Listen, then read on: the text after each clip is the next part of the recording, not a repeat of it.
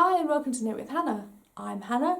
We're going to talk today about what you can do when knitting feels so hard when you're a beginner knitter. Hi and welcome to Knit with Hannah. I'm Hannah. I'm here with Knitting Natter to help you learn to knit the easy way. That's the word we're looking for. Knitting feels easy. And sometimes when you're picking up the needles for the first time, it can feel so difficult. What is it? This yarn and this needles and this thread and this sticks of wood. How on earth can you make them work together? What does it mean? Yes, it can feel so difficult. So what I'm here today with is a few tips that are really going to help you just shift that really difficult knitting to make it easier. I want knitting to be easy for you, and it really can be. It's just a case of shifting the way that you knit so that it feels easier. I'm going to recommend other videos to watch while I'm talking here today, and I'm going to just give you those tips that are really going to help you. Firstly, I just want you to remember you didn't learn to walk in one afternoon. You were crawling. Not even before that you were rolling. And not even before that, you were just stretching your arms and legs. So it doesn't all happen at once. And I bet you fell over a few times as well when you were learning to walk. So just think about that when you're knitting. It's not all going to be miraculously okay in one afternoon. For some people it might be, but they won't be watching this video. So yes, let's get this right. Your hands and your fingers need to get used to holding yarn and needles. And firstly, they can even just get used to holding yarn. You can make a few pom-poms, you can make a few tassels, you can do all sorts of things with the yarn that will just get you used to holding the yarn, manipulating the yarn. Then you can pick up the needles and start actually knitting. So that is one thing that I would always suggest. If a beginner knitter is finding it difficult, get used to holding the yarn. It might just be the simple hand-eye coordination, using both hands at a time to manipulate the yarn and to move the yarn as you want it to be moved can actually be quite difficult if you've never done that before. Just think, when you're writing, you're using one hand. When you're holding the mouse, you're using one hand. When you're typing, and when you're typing on a mobile, then yes, you're using both hands at once. So that is one thing that you will recognise. But most of the time, you're using one dominant hand over the other. So knitting, you're using both hands together. And you have to move them differently, and you have to make sure that they're working together. The next thing I would suggest, and this is so important, because you may watch a YouTube video and in 20 minutes we've gone through so many instructions, so many things you have to do so that you can start knitting. I want you to look at that and go, that's 20 minutes of instructions. Actually, I might take 2 weeks to learn. Recognise that in yourself. Say, yes, remember the I'm learning to walk scenario. You do one thing at a time. First thing you have to do is put the stitches on the needle. But you don't put all of the stitches on the needle in 10 minutes. You put the first stitch on the needle first. That is the important thing. Learn to make the slip knot. That's the first stitch. A lot of the times when you're casting on, it might just be a loop, but you've got to hold the loop on your needle in the right way. And it's got to work in the right way so you can then make the next stitch.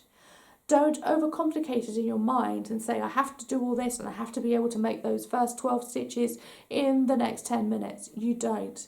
Practice that slip knot, practice that first loop over and over and over again till you get it right. And then until you find it easy. Fabulous. Next thing is practice making the next stitches a few times. You have to make those stitches and then you're going to look at them and go, oh, one of them's loose, one of them's crooked, one of them's in a bit of a strange position. I don't think it's actually a stitch, it's just a strange loop of yarn. Look at it and go, oh, that's okay. I'll take them all off the needles and I'll start again from scratch. When I started casting on and when I learnt to cast on, I didn't actually learn to cast on. My mum was sitting next to me. She put all of the stitches on the needle for me first and I learnt the knit stitch first. That is brilliant. If you've got someone next to you who can put the stitches on the needle first and you can learn the knit stitch first, even better. It will mean that you can actually start making a length of fabric with your knitting. That knitting will grow. You haven't got to worry about that first row, because that first row, the casting on, can actually be quite complicated. Do not fret, do not worry. If you can't do it yourself first and you can actually ask someone else to do it, that would be brilliant. They can be a big help for you. So that is one option, get someone else to do it for you. And if you have to learn, you can learn it one day. Say, okay, I now know how to cast on. I know how to put the stitches on the needles. The next day you can come back, start over, put stitches on the needle again, and then you can learn the knit stitch. Again, the knit stitch is going to feel awkward, it might feel uneven, it may look uneven as you're starting to knit. You may find holes, you may find that suddenly you've got too many stitches or too few stitches. Look at it and wonder whether you've actually knitted properly, whether you're actually made for this knitting lock. It just feels too hard because it all looks completely wrong. Actually, there's nothing wrong with you. You're learning to knit. You're falling over only to pick yourself up again. So let me just go over a few of those things that will happen. Your stitches will look uneven. Some will look loose and some will look tight. And you may feel that you're moving in one way or the other more predominantly. And I have 2 videos that will really help you with them.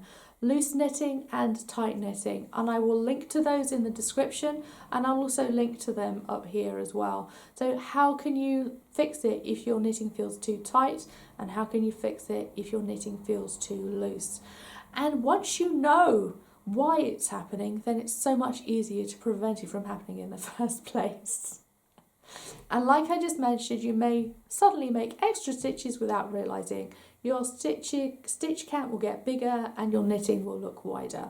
We can fix that too. If you understand why it happens, you'll very likely not make those mistakes in the first place. So I'll link that video up here as well. You may also lose a stitch from nowhere and wonder where it's gone. Very likely it's because you've dropped a stitch. Dropping a stitch is something that every knitter does. Believe me, I've done it. Believe me, I've done it over and over again in the 40 odd years that I've been knitting. Don't worry about it. It's just something that every single knitter on this planet does. And you can fix it. It's something that really can help you as you move forward in your knitting. It's saying, if I can fix a mistake, it doesn't matter if I make those mistakes in the first place. If I can fix a mistake and I know that when I make a mistake I can fix it, I'm not going to panic so much. It's not going to be such a disaster and feel like I'm so terrible at knitting I have to give up. Don't worry, don't panic. The other thing you might do is knit the wrong way by mistake. If you stop in the middle of the row, which is something that I will tell you never ever to do, please don't stop at the middle of the row. You might pick your knitting up and go the wrong way. It really doesn't matter. If you're starting to knit and you're just knitting small things to begin with, little things that you can use around the house like a bookmark or a coaster or a headband maybe, it won't matter. If there's a little bit of knitting that goes the wrong way, you can just carry on knitting and keep going. It won't matter. Nobody else is going to notice unless they are a professional knitter. I mean, everyone's going to look at you and go, wow, you made that with a ball of yarn and a pair of needles. You're amazing.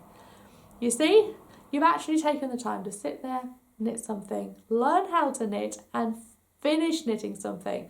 That's the important point, is that if you want to take this seriously, if you do want to learn to knit, I mean, knitting doesn't have to be serious, honestly, but if you want to sit there and knit and you want to finish knitting things, then you are taking the time, you're taking the patience, and you are prioritising that in your day, in your time, in your life. So get on with it.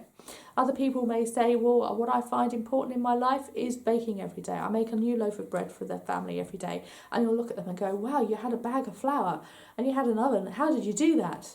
So it's a very similar thing. You've got a ball of yarn and a pair of needles and you are making magic. So realise that you can knit. It will just take time and you have to learn. Okay, so one more thing that might make knitting more difficult as you're beginning and actually will make it more difficult so that you feel that you can't knit and you want to give up is that you're going to be sitting there following a pattern. Patterns are written differently by so many different people. They're written by different designers, different manufacturers will use different terms and slightly different language. If you live in a different country and you're following knitting patterns from elsewhere around the world, then the language may also be slightly different. So if you're following a pattern right as a beginner knitter, I would say put it down and just put some stitches on the needle and knit. Following a pattern as you start will mean that you need to learn the knitting terminology. You need to start following a pattern and really get rigid about where you are in the pattern and whether you've started one part or the other. Don't worry about that yet.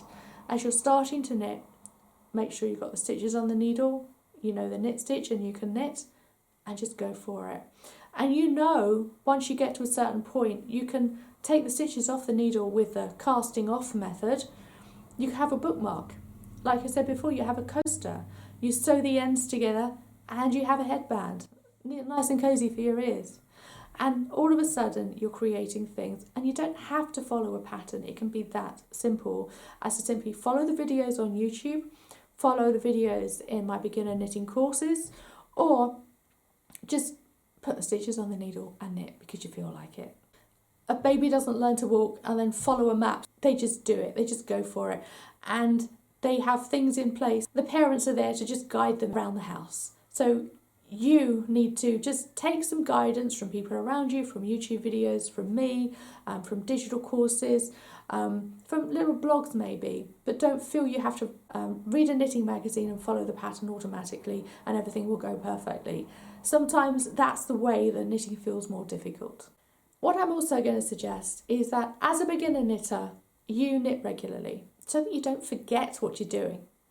It can be very easy to think, this is too hard, I'll put it down, and then 2 weeks later you think, oh, it can't have been so hard, and then you've completely forgotten what you have learnt. So make sure that you pick it up at least 3, 4, 5 times a week, possibly every day if you can. Maybe you now have time to sit there and have half an hour every evening, or 20 minutes after lunch every day. And you know you can pick it up, just practice a little bit more, feel that your stitches are more even, get used to holding the yarn and the needles. Your fingers and your arms and your wrists are going to think, oh, what's she doing? I've never felt those muscles working like that before. So it's going to feel different, it's going to feel a bit odd. So definitely get the practice in, learn, and recognise that it will take time. Right, I hope this video has been helpful for you. I just want to make knitting easier for you. And as a beginner knitter, you may be sitting there thinking knitting is so hard, I can't do this. It doesn't have to be hard. It won't necessarily be hard just because you think it is. Right, I do hope you'll subscribe and click the thumbs up if this has been helpful for you. Do click on the bell as well if you've subscribed, because that will mean that YouTube will let you know whenever there's a new knitting video available from Knit with Hannah. I'm here every Tuesday, every week, and for this January I'm talking about beginner knitting, as you might have guessed. Last week's it was 10 tips for beginner knitters, so go and watch that as well. And what I'm going to tell you now is that I have a free workshop. Saturday the 16th of January, do come and join me for that. It's all about building your confidence as a beginner knitter, and I know this will help you a great deal, so do sign up for that. The link is in the description below. I will see you again soon. Thanks so much for joining me today. Bye for now. Happy knitting.